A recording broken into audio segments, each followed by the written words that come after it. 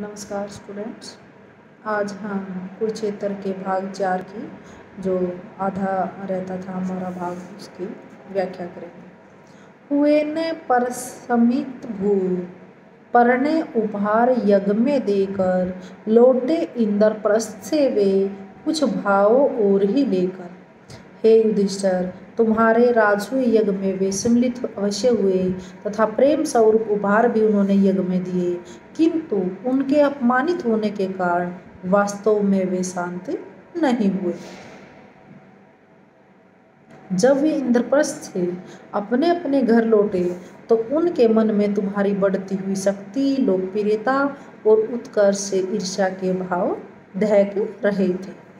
धर्मराज है याद व्यास का वह गंभीर वचन क्या, ऋषि का वह यागांत काल, यागांत होता है यज्ञ के अंत, विकट भविष्य कथन क्या।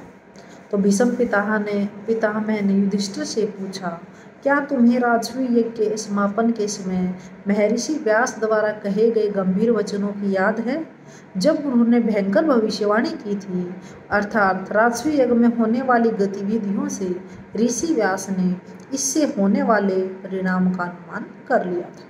महर्षि वेद व्यास ने ही महाभारत की रचना की थी, तो उस व्यास का यहाँ पर जिक्र किया है कि उन्होंने राजसूय के यज्ञ का पहले से ही इसके परिणाम क्या निकलेंगे, कि जो इसके परिणाम होंगे वो शुभ नहीं होंगे, अशुभ ही होंगे, इसकी भविष्यवाणी पहले ही कर दी थी। जुटा था रहा कुटिल ग्रहों का, दुष्ट योग अंबर में सयात जगत पड़ने वाला है किसी महासंगर में।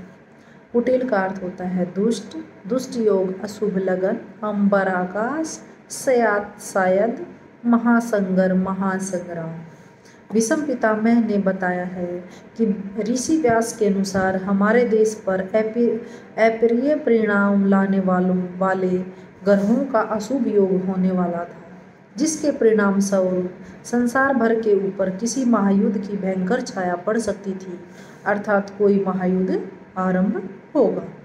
तो इस पद्यांश में कवि ने महाभारत की अनिवार्यता को ऋषि की भविष्यवाणी के माध्यम से सफलतापूर्वक उद्घाटित किया है, क्योंकि ऋषि का अनुमान तथ्यों पर आधारित था।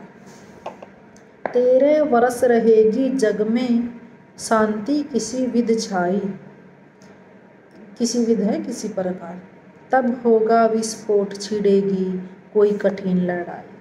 भीष्म पितामह ने महर्षि व्यास की भविष्यवाणी का वर्णन करते हुए कहा है कि किसी प्रकार 13 वर्ष तक देश में शांत वातावरण रहेगा, तत्पश्चात कोई भयंकर क्रांति होगी, अर्थात भयानक युद्ध का आरंभ होगा। 13 वर्ष का समय इसलिए कहा कि राजसूय यज्ञ के समय ईर्ष्या द्वेष के जो बीज बोए थे वे उस समय वे पोषित और पल्लवित होकर भयंकर रूप धारण कर लेंगे, तब विस्फोट का होना अनिवार्य है। तो कवि ने इस तथ्य को प्रकाशित करना चाहा है कि युद्ध की भविष्यवाणी का युधिष्ठिर को पता था, किंतु उसने युद्ध रोकने का प्रयत्न नहीं किया। और पांडव के 13 वर्ष के वनवास की ओर भी यहाँ पर संकेत किया गया है। होगा ध्वंस कराल काल, विपल्लव का खेल रचेगा, प्रलय प्रकट होगा धरणी पर, हाहाकार मचेगा। ध्वंस कराल का अर्थ होता है भयंकर विनाश, विप्लव उथल पुथल, और प्रलय होता है महाविनाश। भीष्म पितामह ने ऋषि व्यास की भविष्यवाणी का उल्लेख करते हुए कहा है कि कुछ समय बाद जो भयानक युद्ध होगा उसमें भीषण विनाश होगा। शिवम मृत्यु उथल पुथल मचाने वाला खेल खेलेगी, अर्थात चारों ओर विनाश ही विनाश दिखलाई पड़ेगा। प्रलय अर्थात महाकाल धरती पर प्रकट होगा, सभी जगह त्राही त्राही मचने लगेगी, अर्थात विनाश के कारण मानवता दर्द भरी व दुख भरी आवाजों में चिल्लाने लगेगी।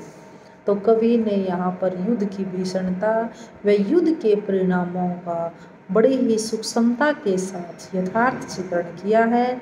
साथ ही संकेत किया है कि युद्ध के भयानक परिणामों को जानता हुआ भी मानव युद्ध को रोकने के लिए यथासंभव प्रयास नहीं करता। इसे मानव के भाग्य की विडंबना ही कहा जाता है। यह था वचन सिद्ध दृष्टा का, नहीं नीरी अटकल थी। व्यास जानते थे वसुधा जा रही किधर पल पल थी। दृष्टा का अर्थ है भविष्य को जानने वाला, अटकल अंदाज या कल्पना, अंदाजा या कल्पना, वसुधा का अर्थ होता है पृथ्वी। तो भीष्म पितामह ने युधिष्ठिर को बताया कि महर्षि व्यास कोई ऐसे वैसे ऋषि नहीं थे और न ही उनकी भविष्यवाणी मिथ्या थी अर्थात झूठी थी। वे एक उच्च कोटि के युग दृष्टा थे। उनका वचन केवल कल्पना या अनुमान पर आधारित नहीं था, वह एक परम सिद्ध योगी का वचन था। त्रिकालदर्शी मुनि है भली भांति जानते थे कि भारत पर कुग्रहों का योग है। पृथ्वी हर गतिविधि से वे भली प्रकार से परिचित थे, अर्थात पृथ्वी पर होने वाली गतिविधियों का क्या परिणाम होगा वो जानते थे। इस पद्यांश में रामधारी सिंह दिनकर ने महाभारत के युद्ध को जन्म देने वाले अग्नि के मूल कारणों की ओर संकेत किया है तथा ऋषि मुनियों की त्रिकालदर्शी अलौकिक शक्ति का भी बड़ा सुंदर वर्णन किया है। सब थे सुखी यज्ञ से, केवल मुनि का हृदय विकल था। वही जानते थे कि कुंड से निकला कौन अनल था। अनल का अर्थ होता है अग्नि और अनिल का अर्थ होता है हवा। विकल बेचैनी।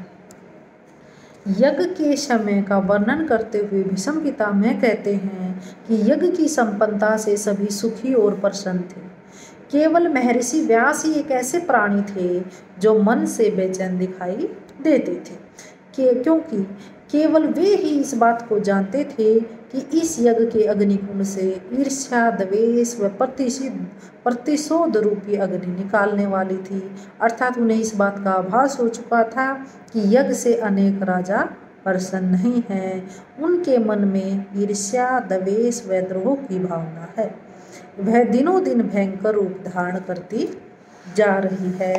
तो कवि ने इस पद्यांश में महर्षि व्यास की पर दुख से होने की भावना का वर्णन करके उसके उदार हृदय का चित्र प्रस्तुत किया है। भरी सभा के बीच उन्होंने सजग किया था सबको, पग पग पर संयम का शुभ उपदेश दिया था सबको। तो संयम, नियंत्रण, शुभ, पवित्र। हे युधिष्ठिर, भीष्म पितामह जी कहते हैं युधिष्ठिर को कि हे युधिष्ठिर, तुम्हें याद होगा कि यज्ञ के अवसर पर महर्षि व्यास ने भरी सभा में सभी को सजग किया था, सचेत किया था कि हर कदम सोच समझ कर उठाना चाहिए। हर काम करने में नियंत्रित रहने का उपदेश भी उन्होंने दिया था, किंतु क्या उनके उपदेश के अनुसार ऐसा हो पाया? कवि ने सिद्ध किया है कि महर्षि व्यास के युद्ध के स्पष्ट संकेत और उससे सावधान रहने के उपदेश की अवमानना के कारण ही युद्ध हुआ है।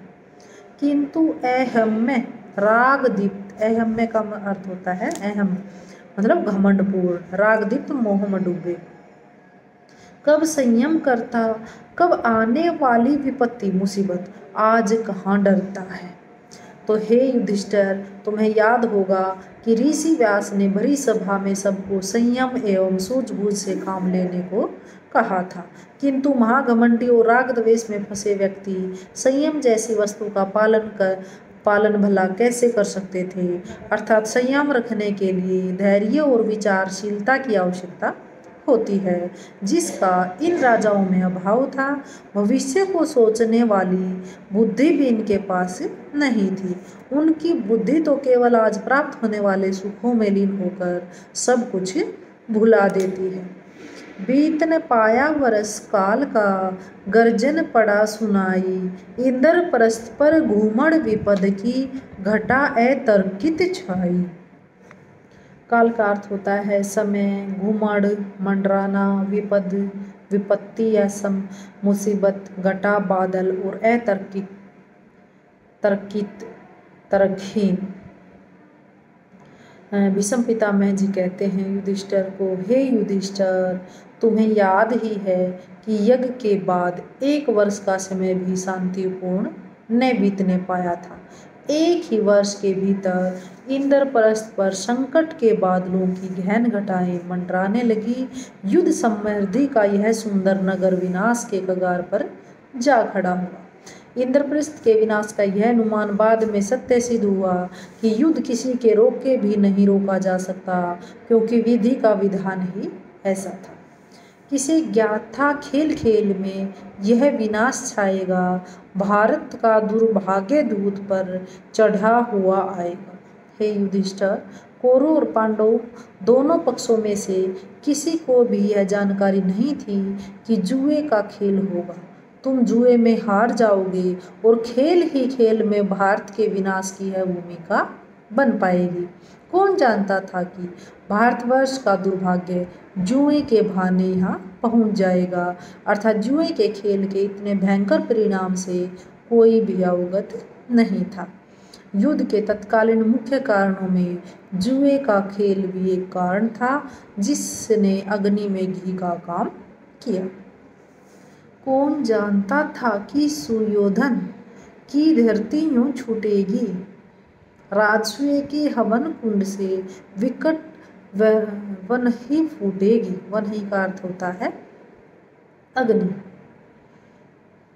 तो भीष्म पितामह युद्ध के कारणों का पुनः स्मरण करते हुए कहते हैं कि किसी को भी इस बात की जानकारी नहीं थी कि दुर्योधन का धैर्य इतनी जल्दी टूट जाएगा। किसी को भी यह ज्ञान न था कि राजसूय यज्ञ के पवित्र अग्निकुंड से ईर्ष्या, द्वेष व प्रतिशोध की भयंकर अग्नि भी निकलेगी, अर्थात दुर्योधन और उसके पक्ष के लोग पांडवों के राजसूय यज्ञ से जल उठेंगे। तो भी है सच धर्मराज, यह ज्वाला नहीं है। दुर्योधन के मन में वह वर्षों से खेल रही थी। धर्मराज का अर्थ है युधिष्ठिर, ज्वाला अग्नि। भीष्म पितामह कहते हैं, हे युधिष्ठिर, यह भी सच हो सकता है कि राजसूय यज्ञ की सफलता के कारण दुर्योधन जल उठा हो और उसने षड्यंत्र रचे हों। वास्तव में पांडव के विकास में गुस्सा होने की उसकी प्रवृत्ति कोई नई नहीं थी। वह भी एक छत्र साम्राज्य की लालसा मन में लिए हुए था। वह अपनी उसी लालसा से प्रेरित होकर बहुत पहले से ऐसी योजनाएं रचा करता था।